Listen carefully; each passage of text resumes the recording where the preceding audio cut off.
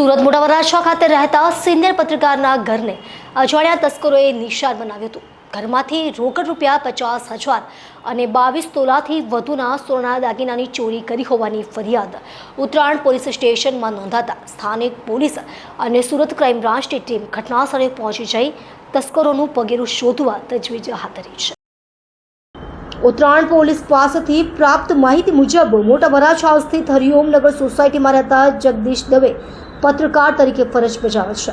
પત્રકાર જગદીશ દવે દરરોજ વહેલી સવારે તેમની પત્ની સોનલબેન દવે સાથે બેડમિન્ટન રમવા જાય છે. હાલ ભારે ગરમી હોવાને કારણે ગઈકાલે રાત્રે જગદીશભાઈ પોતાના ઘરની અગાસી ઉપર સૂવા માટે ગયા હતા. દરમિયાન રાબેતા મુજબ બેડમિન્ટન ગેમ રમવા માટે ઉઠ્યા હતા અને ઘરમાં પ્રવેશતા સામાન વેરવિખેર હતો, જેથી તેમને કંઈક અજુગતું લાગતા ઘરમાં તપાસ કરતા પોતાના ઘરના રૂમમાંથી 50,000થી વધુની રોકડ તથા સોનાના 2 મંગળસૂત્ર, સોનાની બંગડીઓ, પેન્ડલ, વીંટી સહિત કુલ 22 થી 23 તોલા સોનાના 8 દાગીના તથા તેમના પડોશી મુકેશભાઈ કાલુભાઈ કાછડિયાના ઘરેથી 200 ગ્રામ ચાંદીનો જુડો તથા રોકડા રૂપિયા 20,000ની ચોરી થઈ હતી. આ બંને સ્થળે મળીને કુલ 7,20,000ના દાગીના ચોરાયા હતા.